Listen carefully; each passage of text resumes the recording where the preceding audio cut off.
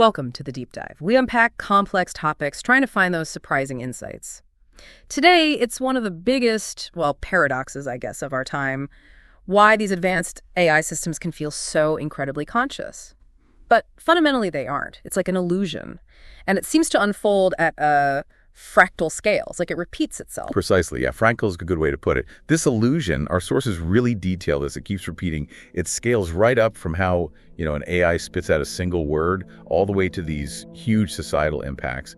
And it's not just baked into the AI's code, its architecture, but also, kind of disturbingly, into our own thinking. Okay, wow. So our goal here is to help you navigate what we call this category boundary problem, basically figuring out, is this just a really fancy tool, or is it something like a mind?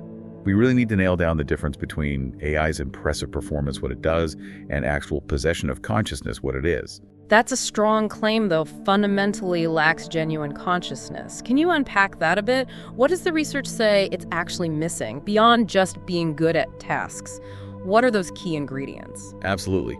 The sources, they're pretty clear on this. AI operates as instrumental intelligence, super capable, sure, but it lacks what's called phenomenological identity. There's no real inner life. No interiority? Right, no interiority. It doesn't feel the thoughts it generates. It doesn't possess qualia. Qualia, like the redness of red, that subjective feeling. Exactly that raw first-person experience, how you experience red or the taste of coffee. AI doesn't have that. There's also no self-modeling persistence, no stable sense of self that lasts over time. So each interaction is sort of new. Generated completely anew. It doesn't form its own intentions without a prompt, and any truth it produces is just based on pattern probability. Not actual belief. No commitment. It's predicting the next likely word, not stating a conviction. So it models, it doesn't know, it adapts, it doesn't intend, it outputs, it doesn't experience. It's all performance, you see, not possession. Okay, that's clear. Based on those definitions, it's definitely not conscious. But let's face it, the feeling is there sometimes. It can seem incredibly human. So what is going on technically? What's under the hood creating such a convincing, simulation? Yeah, and that's where it gets fascinating. It's a classic case of simulation fidelity being mistaken for actual sentience. Yeah. It's not trying to trick us. It's more like a behavioral side effect of how it's built. And that's the architecture? Largely, yes. Right. Especially the transformer architecture. That was a huge leap. Think of it like, imagine a librarian who doesn't just read one page, but digests all the books all at once to get the full context for your question. Ah, okay. Its attention mechanisms let it do that, create this global contextual awareness. And this allows for something called recursive abstraction. Recursive? Like repeating patterns again? Kind of, yeah. It can build abstract ideas on top of other abstract ideas, evaluate them, even reconstruct theories. Like a fractal growing in complexity. It can build logical chains, legal arguments, scientific ideas that are so coherent they cross this, credibility threshold. Making it sound like a real mind is thinking it through. Exactly. And it maintains referential consistency, too. It keeps track of people, places, ideas in a conversation, which simulates memory convincingly. Okay, so we've got this really sophisticated tech creating convincing output. But you said we are the other half of the equation.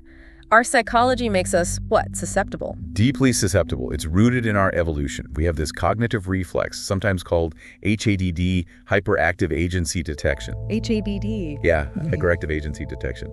It's a bias where our brains are sort of primed to see intention, to see agency, even with minimal cues. Think seeing faces in clouds or getting mad at your computer. About thinking the GPS voice sounds annoyed. I do that. Right, exactly. Because for our ancestors, assuming agency that the rustle in the bushes was a predator was safer. A false positive was better than a false negative. We're also hypersocial creatures, emotionally wired to connect and anthropomorphize things that respond to us. So AI's output triggers this reflex. Perfectly. Its output is often agency-shaped. It uses language that signals intent, like, let's explore this idea. It can track emotional valence, sort of mirroring your tone or understanding the emotional context. It even does things like correct itself. Actually, a better way to put that is, which makes us instinctively assume there's internal deliberation happening. Our brains just fill in the blanks, assuming there's a someone in there. We project the personhood onto the machine. It's a powerful, often unconscious process. And this powerful illusion, this projection, it must have real-world consequences, risks even. Oh, absolutely. Significant societal risks. There are epistemic risks, basically. Misunderstanding what AI can and can't do, over-relying on it. There are social vulnerabilities, people forming emotional bonds with systems that literally cannot reciprocate or understand that bond. That sounds risky. It is. And legal risks, too. How do we assign responsibility or moral weight to something that isn't actually an agent? This whole illusion can seriously erode the clarity we need to keep that boundary clear. This is a tool that is a self. So we need a path forward. How do we manage this? Well, the sources point to two main strategies kind of working together: regulatory guardrails and cognitive hygiene. Okay, let's start with the external part. Regulations. Exactly. The focus in regulation is shifting. Less about demanding AI explain how it works, which can be incredibly complex, and more towards impact assessment, asking, what does this system do? What are its effects? And who is affected? Practical outcomes. Right. Things like the EU AI Act or the NIST AI risk management framework in the US. They emphasize transparency, like truth in labeling, for simpler AI. And for high-risk applications, they mandate human oversight, real people who can intervene, like having circuit breakers. Even consumer laws like the CCPA in California give people the right to opt out of purely automated decisions in some cases. So external rules are one part, but you also mentioned an internal defense. Cognitive hygiene. What's that? That's about us individually, teaching ourselves, teaching you, the listener, how to interact with AI responsibly. It means consciously developing interpretive filters, learning to spot the difference between behavior that just looks real and actual sentient presence. So actively reminding yourself. Yes, adopting a tool, not agent mindset. Treat it like a super sophisticated calculator or an incredibly advanced search engine, maybe. It means training yourself to pause and ask, okay, what specifically did it just do that felt so convincing?